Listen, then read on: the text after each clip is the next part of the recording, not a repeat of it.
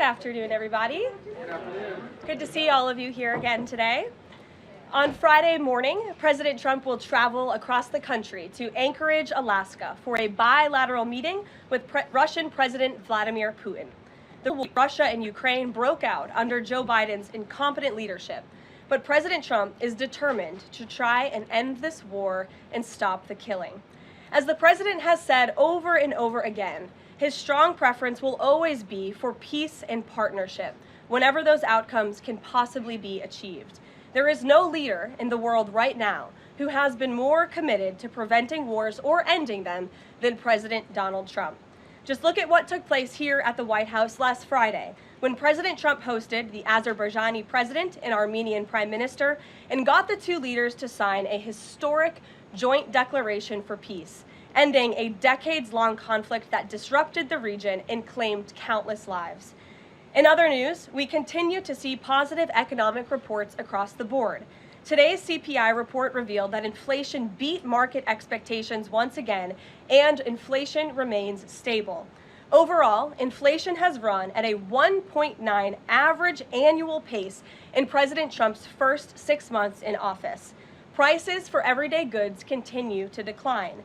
Energy prices fell in July, including gasoline, which is down nearly 10% over last year, and propane, which is down 2.5% over last year as well. Egg prices fell once again in July and are down 20% since President Trump took office. Shelter inflation, the largest contributor to overall inflation, is at its lowest level since October of 2021.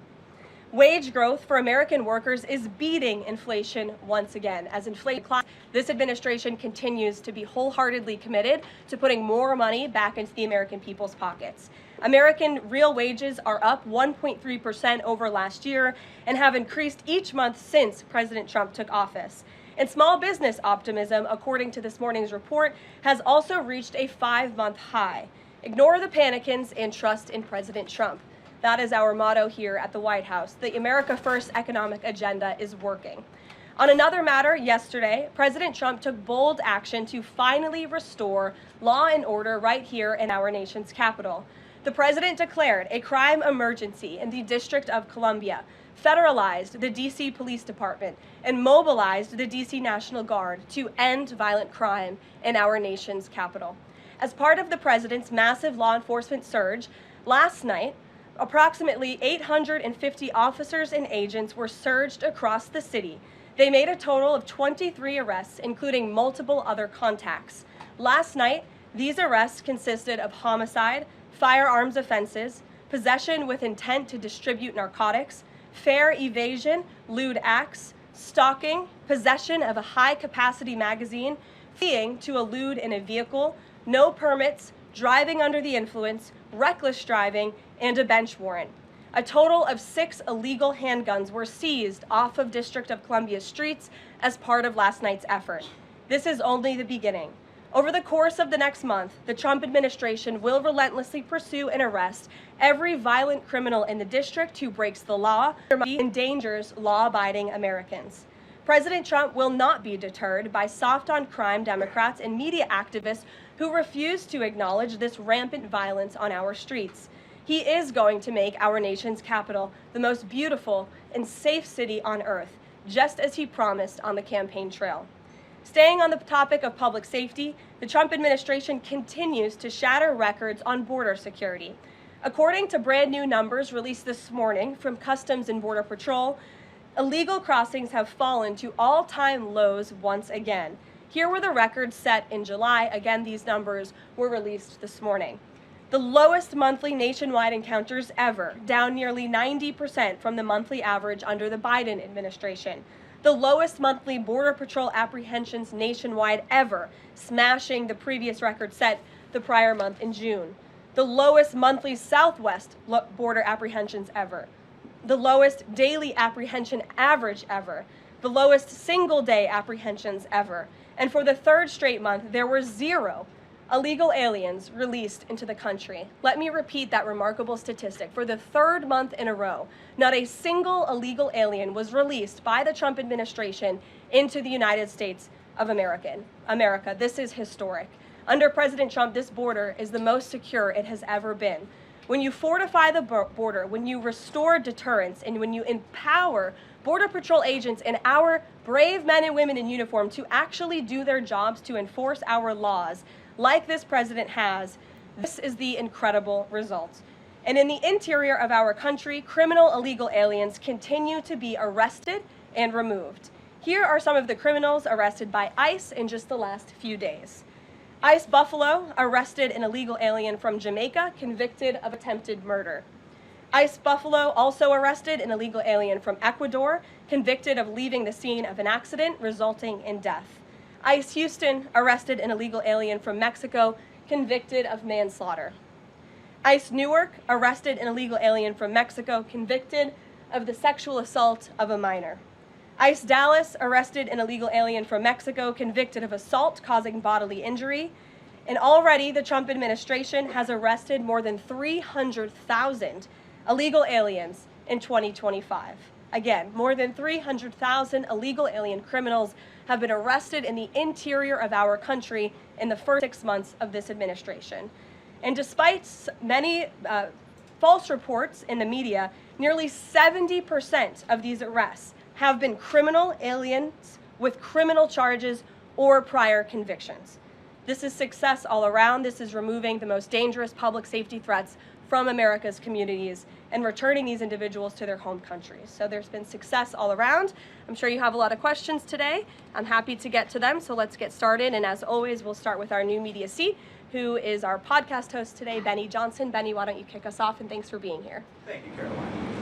As a DC resident of 15 years, I lived on Capitol Hill. I witnessed so many muggies and so much theft.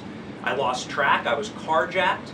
I have murders on my Ring camera and mass shootings.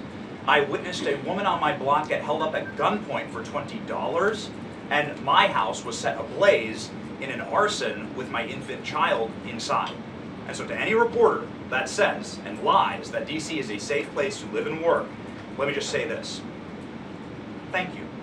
Thank you for making the city safe, because no parent should have to go through what my family went through, having the fire department rip open their door to save their infant child. And so thank you for your work on securing this city. My question to you is this. Nancy Pelosi has attacked the president for deploying the National Guard to the city, saying that it is to cover for his incompetence. Hillary Clinton has also attacked the president for securing the city of Washington, D.C. I'd like to get your response to Nancy Pelosi and Hillary Clinton. Sure. Well, first of all, Benny, I'm so sorry that happened to you and your family.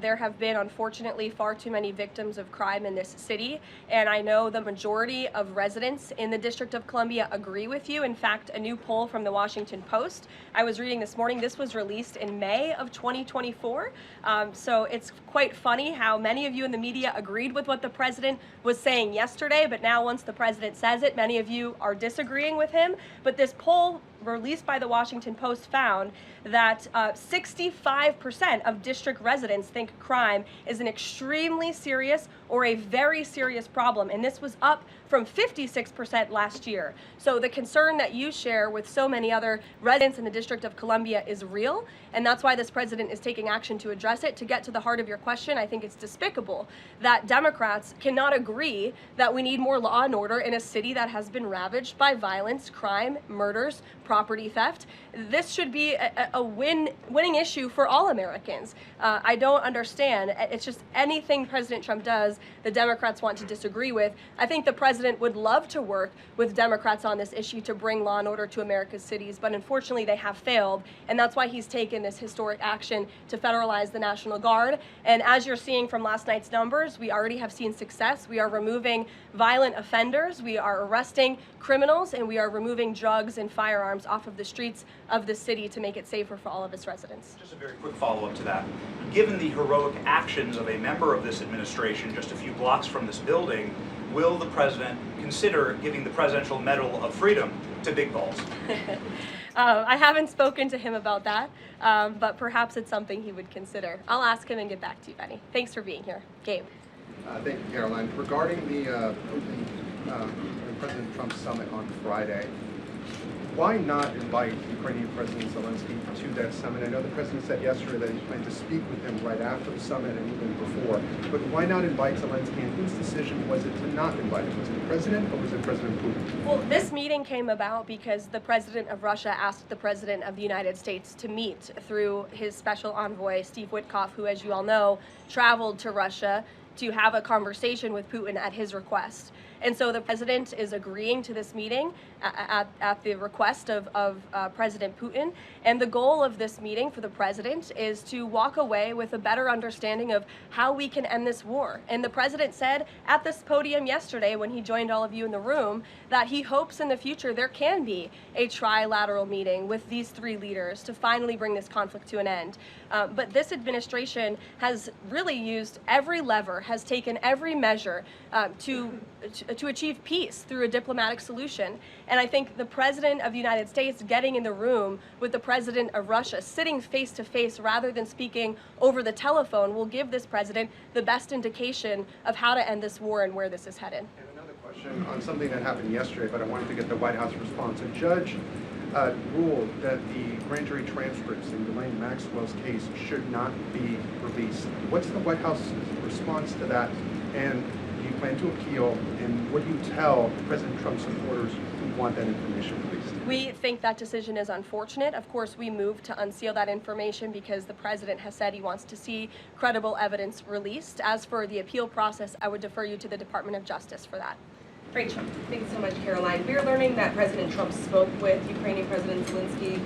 I was curious if you can share any more details about their call, and did Zelensky give President Trump any red lines, any non-starters ahead of this summit on Friday? Look, I don't want to reveal the private conversations between the president and President Zelensky, but what I can tell you is that the president has deep respect for all parties that are involved in this conflict and trying to bring this conflict to an end. After Special Envoy Witkoff returned from his meeting with President Putin in Russia, his first phone call was to President Trump.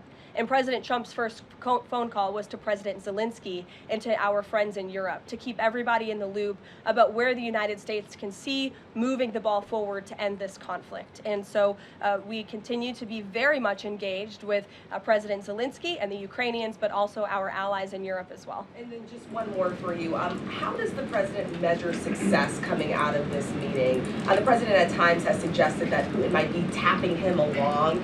Is he prepared to walk out of this meeting if he senses that Putin is not serious about ending this war? I think I just answered that question for you and what the goal and the expectation of the meeting is. And I won't jump ahead of any hypotheticals, and I'll leave it to the president to speak to all of you after the meeting, which I'm very confident he will. Steve. Is he optimistic that a deal will emerge from this meeting, or is he simply going to listen? I think this is a listening exercise for the president. Look, only one party that's involved in this war is going to be present. And so this is for the president to go and to get, again, a more firm and better understanding of how we can hopefully bring this war to an end. Karoline, how did you settle on Alaska as the site for this? So there were some other sites being discussed. Is this like it was a midpoint between the two leaders? There were many sites discussed, but of course Alaska is a state within the United States of America, so the president is very honored and looks forward to hosting President Putin on American soil. Last thing, is there a joint news conference plan, or will the president have a solo one?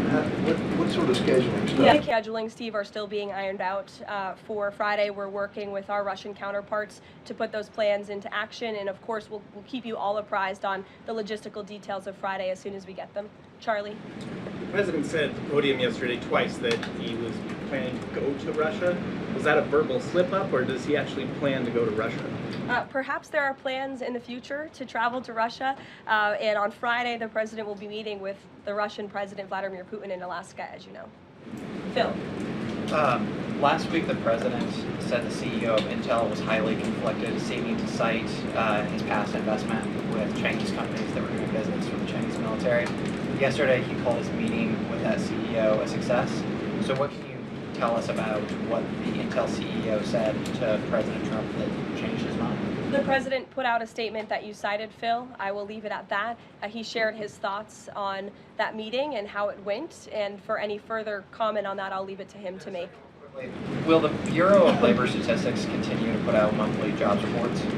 Well, look, what I'll tell you about the Bureau of Labor Statistics, I believe that is the plan and that's the hope, and that these monthly reports will be data that the American people can trust. As you know, the Bureau of Labor Statistics has made massive revisions after the last several reports that they have put out. And there has certainly been a decline in the quality and the reliability of data coming from the Bureau of Labor Statistics, and there's been an increase in revisions. And this president and the administration is finally tackling this problem that so many have talked about. It's actually doing something about it. We need to restore new leadership that we can trust. As you know, the president has appointed someone new to take over the BLS, and so we need to look at the means and the methods of how the United States is acquiring this very important data, and all of that is going to be done, and the goal, of course, is to provide honest and good data for the American people to make very important economic decisions on.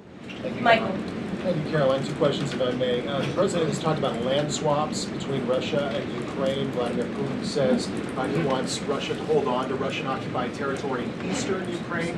Is the White House at all concerned about the messaging that potentially giving over or allowing for Russia to maintain its occupied territory in eastern Ukraine, what that might say to other U.S. adversaries like China? Look, right now, the President of the United States has done more to end this war than his predecessor, Joe Biden, who allowed this war to take place. This war, don't forget, happened at the result of the weakness and the incompetence of the previous administration. And so the president inherited this conflict, and he is determined to end it.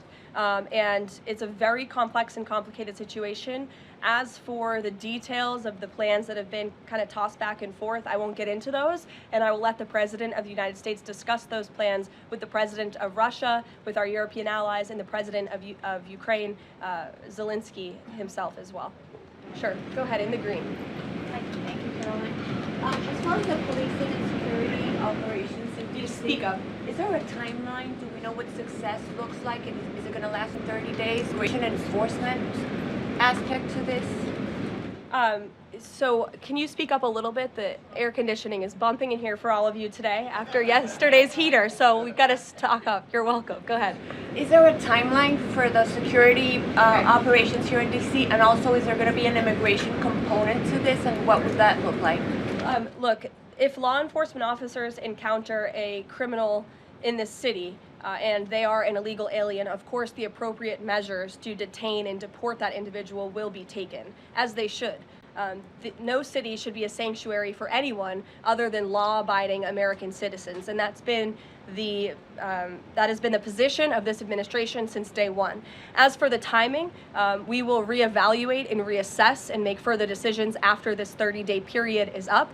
But within these 30 days, our entire focus is making sure that this is the most efficient operation possible, and that we are removing as many criminals from the streets, and we are cleaning up DC as best as we can, and working with the Metropolitan Police Department to do that. I know the mayor just spoke several minutes ago. I was watching her on television, and she said that an increase in law enforcement officers on the streets will be helpful to deter crime in this city, and we look forward to working with these brave men and women of the Metropolitan Police Department to remove criminals off of our streets and to keep law-abiding citizens in the district safe. Josh.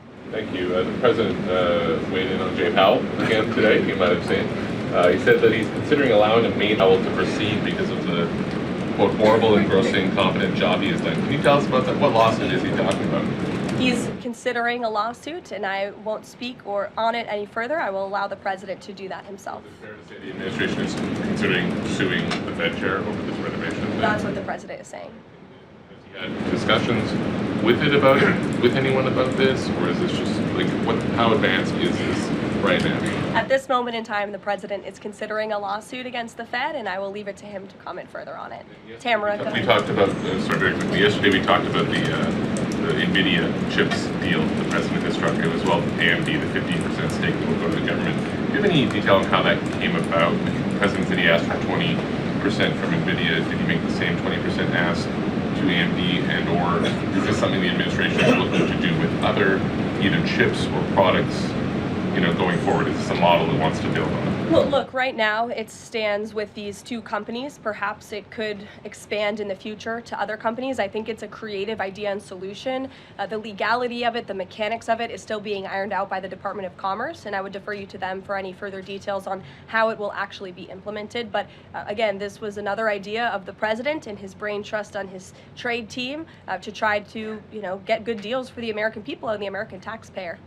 The report that China is discouraging use of the H-20 to some companies. Since this, we're reporting that overnight there was private guidance sent to companies not banning the chip but urging them to steer away from it. I wonder if you have any response to that. I haven't read the report. I will, and we'll get you a comment on it. Tamara. Thank you. Last week, the meeting with Putin was sort of described potentially as an opportunity for a deal. Now it's a feeling out. Has there been a shift in expectations within the White House or an effort to temper expectations about what success looks like for this meeting? Well, I mean, look, I think both can be true, right? The president has always said he wants a peace deal. He wants to see this war come to an end. But this bilateral meeting is a bilateral meeting between one party in this two-party war, right? You need both countries to agree to a deal. The president is accepting this bilateral meeting with Putin on Friday, and I will let him speak further to it after it concludes about how he felt it went. And also, completely unrelated topic, regarding the president's efforts in Washington, D.C., do you have any specifics about how homeless people will be dealt with, where they would be moved to? What does this look like? I do, yes, and it's an important question, so thank you for raising it. The Metropolitan Police Department, with the support of the new federal agencies who have been surging on the streets of the District of Columbia, are going to enforce the laws that are already on the books here in Washington, D.C. For far too long, these laws have been completely ignored, and the homelessness problem has ravaged the city. So D.C. Code 22-1307 and D.C. Municipal Regulation 24-100 give the Metropolitan Police Department the authority to take action when it comes to homeless encampments. So homeless individuals will be given the option to leave their encampment, to be taken to a homeless shelter, to be offered addiction or mental health services, and if they refuse, they will be susceptible to fines or to jail time. Again, these are pre-existing laws that are already on the books. They have not been enforced, which is part of the reason for this federalizing of the National Guard to bring in this assistance for law enforcement. While we are targeting criminals and trying to remove criminals off of the streets, we also want to make DC safe and beautiful, and that involves removing mentally disturbed individuals and homeless encampments as well. So we will be using these regulations and code that already exists to clean up our streets, and we've already had great success. Not many of you picked up on this, but the United States Park Police has actually done remarkable work in terms of removing homeless encampments from the city. Since the president signed this executive order in March, 70 homeless encampments have been removed by the U.S. Park Police. There are only 2 homeless encampments remaining in D.C. federal parks under the National Park Service's jurisdiction, and the removal of those 2 remaining camps is scheduled for this week. So the U.S. Park Police will be leading this effort alongside MPD. Just very quickly, he had talked in one of his social media posts about moving them very far outside of the city. Is that off? No, it's not off. We're exploring how we could do that. But again, homeless shelters, offered addiction and mental health services, or jail if they refuse are the options on the table right now. And we'll continue to explore that option. Sure. Thank you so much, Karoline. President Zelensky said moments ago that he thinks Russia is preparing for a new offensive on at least 3 different areas of the front line. Is this something that you could confirm based on U.S. intelligence? And if the president sees that Putin is indeed planning major new offensive or moving troops, would he call off the meeting on Friday? I'm not in a position to confirm or deny or comment on that intel at this time. Monica.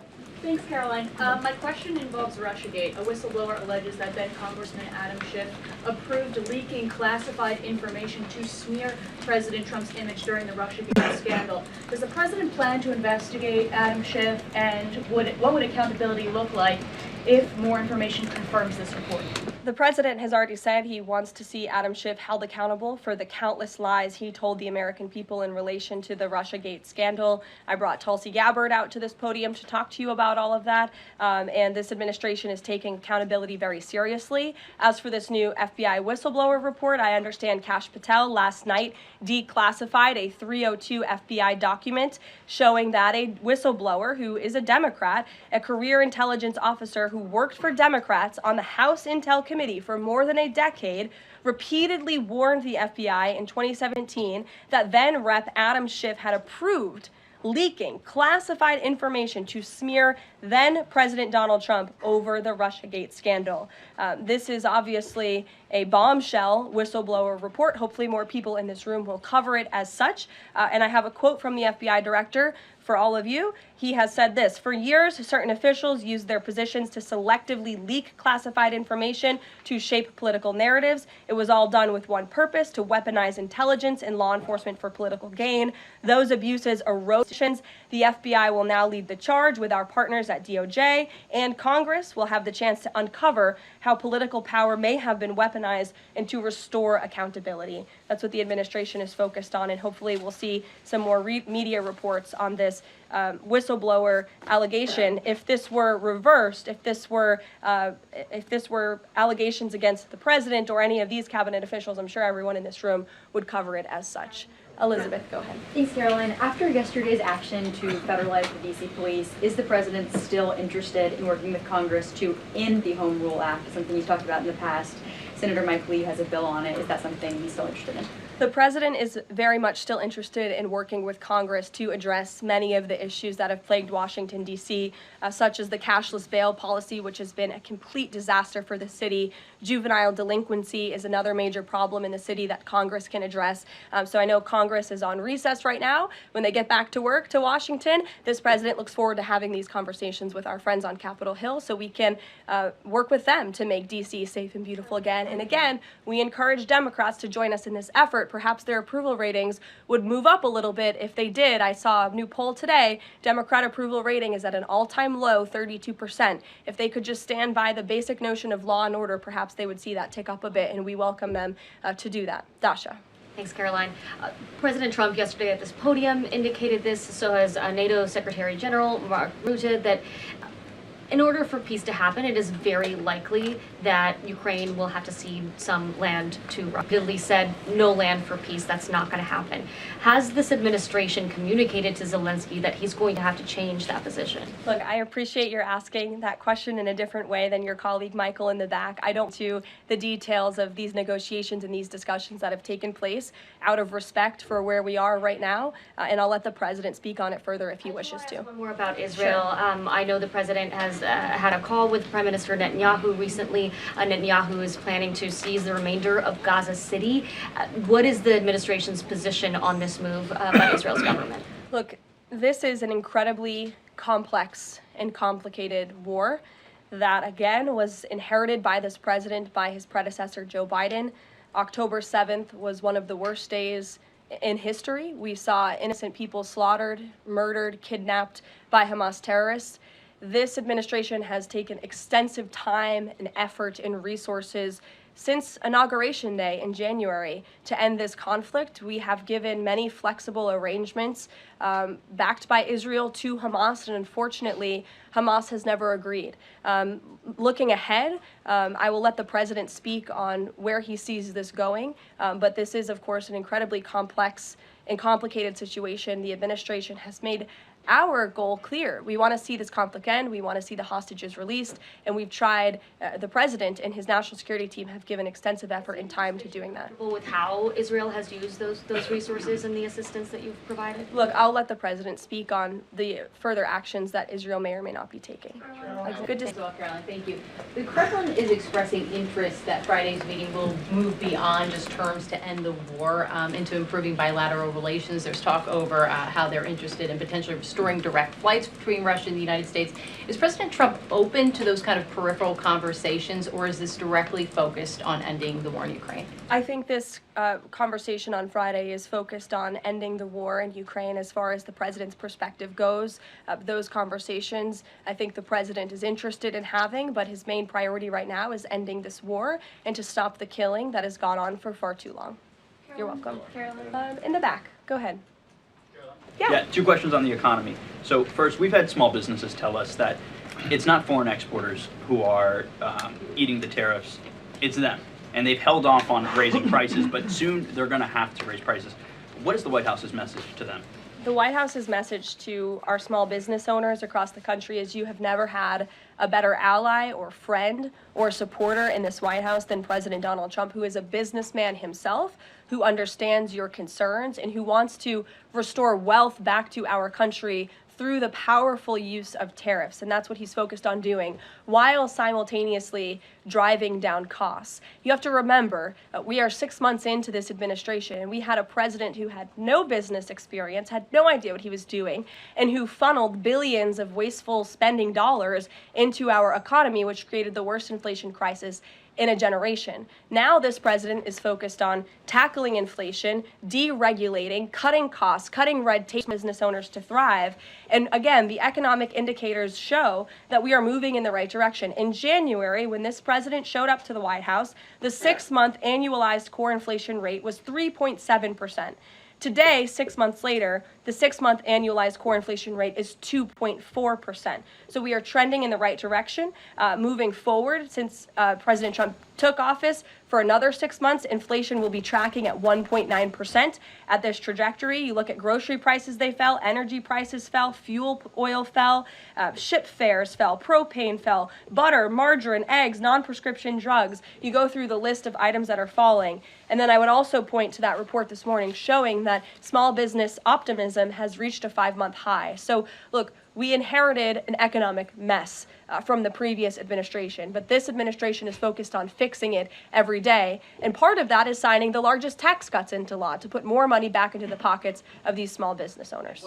Just on the BLS, they collect the inflation data, obviously. If the jobs data is not reliable, should Americans trust the inflation data? Well, look, the jobs data has had massive revisions. We want to ensure that all of the data, the inflation data, the jobs data, any data point that is coming out of the BLS is trustworthy and is accurate, which is why the president has restored new leadership at the BLS. Sure, go ahead. Yeah, okay. Hi, thank you. Gavin Newsom has said that California is going to sue in response to the government's demand for $1 billion from UCLA over the DOJ's anti-Semitism findings. Newsom time dispersed around Russia. They've been showing up on these websites for adoption. Is their return a red line for the president in any deal ending the war? The administration is aware of these reports. I don't want to set red lines for the president on his behalf from this podium. However, the president did encourage Ukraine and Russia to speak directly to one another in terms of these humanitarian issues. And we have seen progress. You have seen between these two countries as a result of these direct talks, as well as children, and that remains a concern. But it's one that Russia and Ukraine need to iron out together, which is why this president has encouraged them to speak. And then if I can, sure. The D.C. action real quick. The president said yesterday that this is a model federalizing the National Guard that could be used to combat really high rates of crime in other cities like Chicago, L.A., Baltimore. What sort of authority would he have to deploy forces like that, absent the Home Rule Act? Look, the president is speaking about what he'd like to see take place in other cities around the country. Right now, this administration is focused on making D.C. safe and beautiful again. When the time comes, we'll talk about that. But I will note that the president wants to see all of our nation's cities be safe. But I think starting with our nation's capital is a great place to begin, and it should serve as a model for the rest of the country.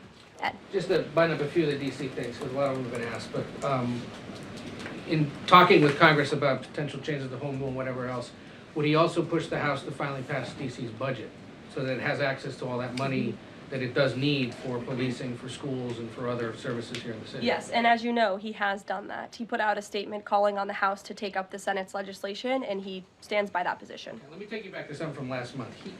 You guys announced the president was diagnosed with chronic venous insufficiency after his legs were seen swelling. How's he being treated for that? And while you were upfront about those health issues, curious if the White House would be willing to let us speak with his physician rep about those health issues. I know there were a lot of concerns about the last White House not making the physician available. Would the physician be available in this case?